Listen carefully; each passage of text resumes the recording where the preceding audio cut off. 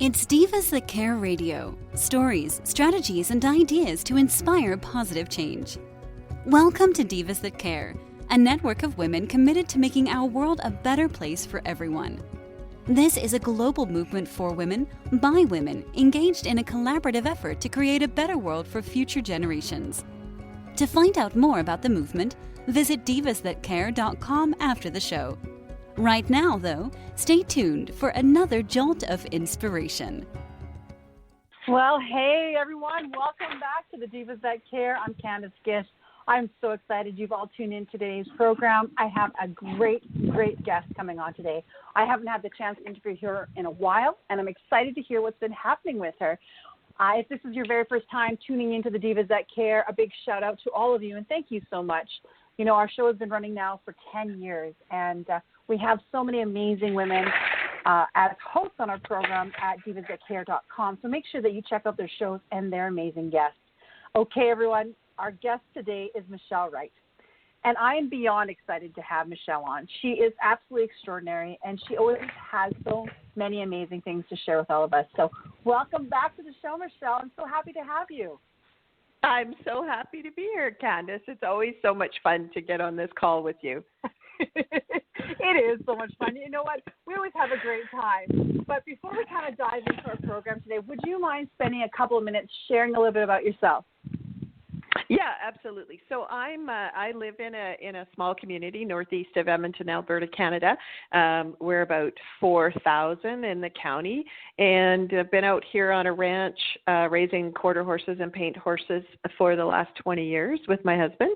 And we're just now doing a little bit of downsizing, and our kids are going to take over the farm. And so we're in a really cool place right now in terms of figuring out like what does it look like for us and what are we excited about. So, yeah, I would say, you know, that everybody's going through a whole bunch right now worldwide, and we're certainly no different, and we're probably coming from a place that might be helpful for others to think about for sure. So excited. I love the jolt of inspiration tagline that you guys have, because it's like, it's not like you're just inspired, you know, poetically. It's like, zap, you're getting inspired, and you do that all the time, Candace, so that's awesome. Oh, thank you. Well, that's exciting news. I didn't realize that you were going to be doing a big transition like that, and that kind of will lead into some of the things that we're going to be talking about today. So share with our listeners what exactly you do. Yeah, so like ourselves, I would say our businesses are those living organisms that they actually have the opportunity to evolve as environmental conditions change, as we change in them. I had started my business, it's about 8 years ago now, helping folks rurally transition on their farms. So they might be staying on their farm, they might be leaving their farm, they might be just trying to figure out what the next steps are for them. Some are doing like we are, where they're transitioning the farm to a family member or potentially selling it. And, the amount of stuff that we have on farms is exponential compared to what you would have in an apartment or in a city home. And I've seen a lot of city homes that can have a lot of stuff. It's the scale of the stuff that shows up on farms and that has so many emotional attachments to it. Either it was grandpa's first tractor, or, especially when a spouse passes away and the items that were purchased or used on the farm belong to the spouse who's no longer with us. And then all of those challenges, maybe you weren't that involved in the farm and you're trying to decide, what's the value on some of these things, and you're getting a lot of direction from kids and brother-in-laws and uncles and, all kinds of people that get involved, because it's not just a business. There's a family connection that kind of ties a very broad group of people to that land. And so there's a lot of stuff going on that you're trying to manage what they need, manage what you need, and also figure out, what does this mean for your life? Because there's been some sort of a change, and you're trying to deal with everything together. So that was really the start of the business. And I chose to go into it because I had an office job, still have an office job, and I wanted something I could get out and actually be, physical doing, and also just helping clear space. So Wide Open Spaces is the name of the company, and it really came from, you know, really helping people clear space for themselves to do whatever they want to do with that space. And what I've discovered in the last couple of years especially is that I always knew my clients could completely do this on their own. They were really looking for guidance. And it's turned more into a coaching role. And often I can spend an hour or two with someone on the phone, and then they're geared up to go. And it really wasn't about, you know, how do I get this stuff physically out of my way? It was more about what does it all mean, and how do I think about it, or how do I feel about it, and getting people into that place that then they can start actually doing what they want to do with those items. And you know, I haven't been on a farm now helping with a cleanup for about 2.5 years. So other than my own, which is, that's the transition part for us. But yeah, so it's been a really interesting shift. And with that, of course, then the opportunity is there for, you know, we're not just talking about stuff on our calls, on my calls with the clients. We're talking about, you know, what the kids really want to do and how they farm versus how the parents farm, and, you know, the stress around things not just moving away, but you're losing your job and you're losing your property as well in a lot of cases. And there's just a whole bunch of stuff that goes on for people. So it's stuff like physical stuff, and stuff as in what's going on inside their heads as well. So lots of fun and great clients that just, you know, when they get to that light bulb of, wow, I can actually do this on my own. I just need a couple of resources and some, you know, someone cheerleading or coaching from the side, and the pride and the you know, self-esteem that comes from being able to tackle those things when they seem so overwhelming is super positive for themselves, for their communities, for their families. Yeah, it's a great place to be. You know what? I think that is what everybody needs. I'll be honest with you. You're kind of that neutral person. You're that person that's not emotionally involved in that, but you're there as a soundboard, you know, where people can kind of share things that are going on. And I think that is probably one of the most amazing jobs ever, because a lot of people have a really difficult time with that, doing that transition and not knowing, and there is just too much. There's a lot of input. Honestly, what you were saying is that when families get involved, you know, and you don't want it to affect the family. You know, there's a reason why you're doing this, and you don't want to, you know, affect those relationships that are there. Yeah, no, certainly not in a negative way, but the relationships may need to change a bit from what they were, and then how do you do that in a constructive way that, you know, set some boundaries for yourself, set some boundaries for the space even, and things that go on there. So yeah, that's why I have a coach, right? Because I say things to my coach that I would never say to my spouse, to my kids, to my grandkids, to anybody. And it might be about them, and it might not be, or it might be about something about me that's going on that I'm not in that place where I would share it, because then it becomes about the other person you're sharing it with. In the coaching relationship, it's, you know, I hang up my coaching calls and I just go on to do whatever I was, you know, the next part of my business, because it's not about me in the coaching call. It's about the client and wherever they are. And I don't own it. I don't take the monkey on my back. I don't try and fix anything. It's just, okay, bye. And then the next time it's what's going on today. Yeah. It's a wonderful place to be, that you're not, you know, our clients are, as I said, you know, they get it. They, you know, I say to some of these people, and a lot of them are women, is you've run this massive farm, this, you know, millions and millions of dollars of farm for the last 30 years. You got this. Like, you can do this. This is not, you know, this isn't something that you certainly can't handle or haven't shown that you have the skills to do. It's just all that other la la la la that's going on around them that's challenging them to move forward. Yes. Yeah. Well, and I've always been a big supporter of anybody that has any type of a business, like a woman in business, to have a coach of some sort, because you need that soundboard. You need somebody to talk to, because you're right, we don't share this stuff with our spouses and family members, and you don't really want to share it with your friends. You need somebody that you can be open with, and you're having issues, you know, you want to be able to share it with them. And that's exactly what you're doing, and I love that. Yeah, and it's so true. I mean, how many times do people say, well, I want to make a change or I want to do something with my life, and the first thing they hear from those that care about them is, oh, you can't, you shouldn't, I wouldn't, think of all these problems. Very true. You know, it's just going to mess everything up. And it really is, you know, they're speaking from, I care about you, but this also affects me. And so if you go off and do something, especially if you really grow, what does that mean about my life? And am I in a place where I can actually look at what you're doing and say, wow, I want to follow, I want to do the same thing for myself, or that's too scary, I want to stay where I am. And when I stay where I am, I'm trying to pull you back to this as well. And so those coaching conversations are very much about how do you still love the people you love and grow if they're not in a place where they can actually be growing with you. Yeah. Exactly. So I guess because now that you're doing things at home and you're not really out there, the COVID-19 really hasn't affected you in a lot of ways, has it? Well, yeah, it's been interesting. So I tend to be more of an introvert. So I was one of the people that when they started to talk about reopening some things after COVID, I was like, no, I'm not ready. I need more time at home. I need more time to kind of get my own stuff together. And so even that for me was a message like, okay, well, maybe you do have to, you know, put real clothes on and go back into the workplace.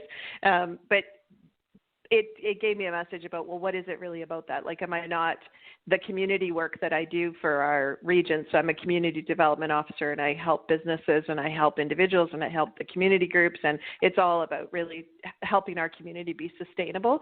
And in coming back to the office, I really had to think about what was it about going back to the office that was so challenging for me and that I felt that it would be just better if I could just keep working from home. And now I'm trying to create some of that in my life for sure, is to balance it a bit more between how many days do I go into the office and how many days do I stay at home and work from home, or do mostly growth and development things are happening in the home space because that's where you don't have the distractions. I don't have the distractions. I know a lot of people do to be there. So I'm certainly learning a lot about what COVID is showing us and the acceptance by society now for people to actually be able to work from home and not be expected to be in the office 8 to 5 and 5 days a week is helping a lot.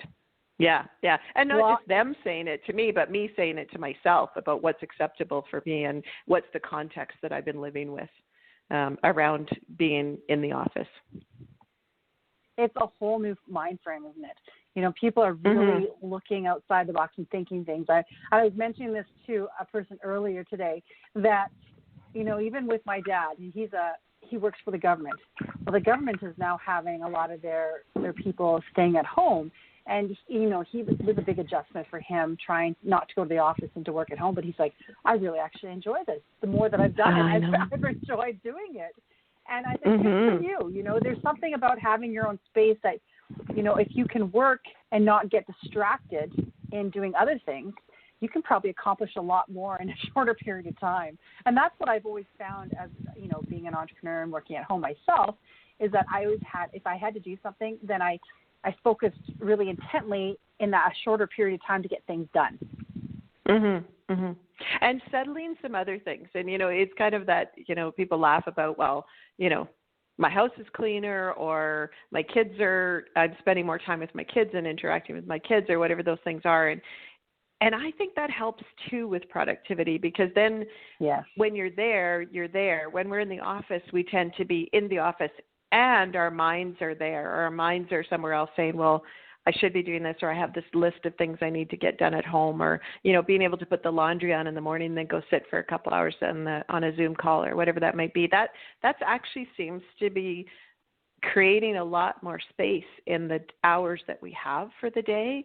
For myself, and I get that there's people that this is not a good place for them, and that there's a lot of challenges and a lot of things that don't make home very happy for them, and that being in the office has been their salvation. And so that is that, you know, for all of us that are entrepreneurs or in organizations, is to think about what works for each person. How do we make that work for everybody? Yeah, because we are also it's making people think, right? We're making it not just about the job, we're making it about the individual. And I really love it when organizations think about that Yeah, and even having the individual think about it, for someone to say, oh, I'm so bored at home, I need to be in the office. I'm the kind of person that needs to be in the office. And others would say, I'm a 50-50, or I could just be in the office for the rest of my career or at home for the rest of my career. And figuring out that balance for everybody is so it's so interesting after having worked in corporations for 30 years. And I remember having these conversations about, I had people on the team that would ask, can I work from home? And, there'd be a big, like you had to get all this approval and, how are we going to know that they're working? And boom, in like 2 weeks, that was just totally not a conversation we were having anymore. It was get home, work from home, please. And then, and then leaders saying, wow, you really are productive at home. You really are delivering what I pay you to do. And they were so shocked by it, so it took this as, a way to test the waters for that. And my, my question is going to be like, okay, so what happens in our cities and what happens in the rural areas, and what happens when people can choose, like if you could work from anywhere, where would you choose to work from? And what is that going to mean for the hundreds of thousands of office spaces that are currently rented by corporations or government or whatever? Like, how creative can we be about those spaces, and so that our cities continue to thrive and they don't turn to sort of downtown, empty buildings because everybody's at home working. And for us rurally, huge opportunity for us to attract people out to rural Alberta to come and live and work out here because they can work from anywhere. And isn't it amazing, because it's kind of shifting backwards, where everybody that lived on farms moved to the cities, and now everybody in the cities are moving back to the farms. And, I love that aspect because we're not staying in one spot, but, there's definitely ups and downs to both of them. And you're right, we have all these big buildings and a lot of them are empty right now. You see signs on them all the time where people are no longer there. How do you see this, because you're a community development, how do you see this for the future, in the next 6 months, year? Do you think it's going to get better? Do you think it's going to get worse? Yeah, I can't say that I have any psychic abilities.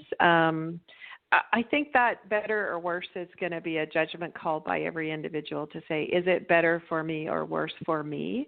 I have that kind of dark, moody thing that comes over me like, oh, is this going to be like the Dark Ages? And, the rats are going to take over downtown and, that kind of extreme. And then I have the other side where it's like, no, actually we morph, we have a way to use those spaces in a creative way, or, at least make them look appealing. And people are in downtowns not because they want to be close to their workplace, but because there's other things going on, like the arts communities and things like that have centered around, the downtowns that could continue to thrive. So it's the pendulum either way, and somewhere in the middle is where we always wind up, whether we fight hard to get there or whether we just kind of allow things to evolve. For rural communities, I can see this I think this is a huge opportunity that people who had to go to the city in order to be employed in whatever their trade was or their profession no longer need to do that. And I see it with our rural communities spending far less time traveling to the urban centers to get their goods and services. And if we can get the whole supply chain to rural sorted out, that there's another reason they don't have to go. And learning to be okay with, hey, I live rurally and I get that I don't have a movie theater in my community, and that's okay with me, right? I would need to travel to another community to do that. So people are here for a reason, but I think we kind of forgot that reason and started to be, lots of our community would constantly be on the highway traveling to the larger center to get groceries or supplies or entertainment or whatever it was. And now we're in a kind of habit reforming of, what was I really doing there? And I'm still having fun doing this. I'm still having fun here. So all those other things where maybe I thought I should. Yeah. Well, I think there's more visionaries coming out, too, out of the woodworks. And people are really looking outside the box and trying to figure things out to, not just support themselves, but so many people around them. And I love that. And I love what you were doing. You're absolutely inspirational because of what you're doing and how you are supporting people in so many different ways, not just one way. You've got a hat for so many things, and I just think that's great. It's a lot of fun, and it certainly makes it easy to keep your day busy and doing things that actually make sense or help or whatever, is to be kind of in that shapeshifter position all the time about what's really needed in the space right now, and even the piece around visionary leadership that we kind of look to our leaders like, oh, save us, you gotta. And I think we're in a place now where because people are, a lot of people are starting to get back in connection with what is it that I really want for myself, for my family, for my community, that the leadership has gone from like capital L leader to small L leader, and leaders are starting to pop up all over the place that are doing all these pieces. And we as citizens, I think, are now stepping into, this would be my, if, in the best case scenarios, that we're learning again how to be citizens, and there's less sort of, well, my road didn't get graded, or the snowplow didn't come, or the council's not doing what they need to do, and all that. It's like, could I just go do that myself and stop expecting government to do all these things, because I don't think they can afford to anymore, and I don't know that looking to them for true leadership is where it's going to show up. Yeah. So that would be my, my wish for the future, would be that we all start to step into this thing that I'm going to go complain to somebody about. Can I actually just deal with it myself, with me and my neighbors, or something, so that it doesn't consume all this time and make it someone else's problem, and what can I really do today to resolve this? Yeah. Well, you know what? I think I love the fact that I think people are going to actually get to know their neighbors. Yeah. On the go 24/7, and living in places that you kind of see people in passing, but you don't really know who they are. Maybe developing those relationships all over again, and I kind of love that. Kind of like that aspect of going back to the basics. I've found with myself and our family, is that we aren't driving to the city like you were saying, because, obviously with us, it's because our sporting activities are no longer a go, and, we can't participate. But it's so nice. I keep thinking, I'm like, wow, I have this extra, couple of hours just to do things that I want to do. And it is so, for me, it's so relaxing not to be able to have to, be on the go 24/7. And I feel like I've accomplished more things than I could have even imagined before. Isn't that interesting? It's such an awakening to, it's, to me, it's kind of like when we're gaining weight. It's like it just slowly, and then all of a sudden we go, what? And it's like when we fill our lives with all these yes, sure, I'll come to that bake sale, and yeah, sure, yeah, I'll sign my kids up for that, and it's going to mean more driving, and let's, try and coordinate, and blah, blah, blah, like we're making these complicated schedules, and we've all got electronic day timers and everything to keep track of our social events, not just our work stuff. And then it's like, what am I doing? And that is probably that message of COVID saying we're going to stop all these activities, and now people can choose again. They can choose what they're going to do with their time. And part of that is a risk assessment. Do I go because there's other people around that this could be risky for me or my family? Or, the kids saying, I don't really care if I go back to hockey. I really like doing this other thing that I've learned about myself, some hobby they've developed, or even just having time to, do what they want to do, and like us, right? Actually spend time doing the things we want to be doing. I know, exactly. I think my kids have gone through that too. Oh my goodness, Michelle, I have had such a great time chatting with you. Is there a way that our listeners can get a hold of you? If they've got questions on anything that you do, how can they? Yeah, how can absolutely. they say, hey, help me? Yeah, so definitely, Facebook's probably the easiest. So it's Michelle Wide Open Spaces. You can search Facebook for that. It's just all one word. That's probably the easiest place to find me. I certainly answer messages there. Email as well is just michellewideopenspaces@gmail.com. So certainly reach out. And if you're passionate about this type of work, about farm cleanups or working rurally or whatever that is, I'd love to have conversations about that. What does that actually look like? Or if you're thinking about relocating to a rural area and you're not really sure who to talk to about, where to get the information that you need, because often we don't have the sophisticated attraction tools that some of the larger centers have, absolutely reach out and let's have a chat. And as always, coaching is available as well. So, hopefully you'll hear me on Divas again soon. And yes. Always a blast to talk to you. And I will leave you with one thing, which is from Shakespeare in Love, when the one character will say, it always works out in the end. And everybody says, well, how do you know that? And he says, well, because if it's not worked out, it's not the end yet. Do you hear me now? Yeah, I'm there. Sorry. Did I lose you? I had this incredibly pithy statement, and it's probably in dead air. I was going to say, I heard the beginning of it, and then I didn't hear anything after that. But you know what? It was awesome. Okay, all right. Well, you have a great day, and we will be talking to you again soon. Yes, thank you so much. And, a big shout out to all of our listeners out there. You all have a fantastic day, and that you do something kind for something. Until next time, everyone, bye-bye for now. Thanks for listening. This show was brought to you by Divas That Care.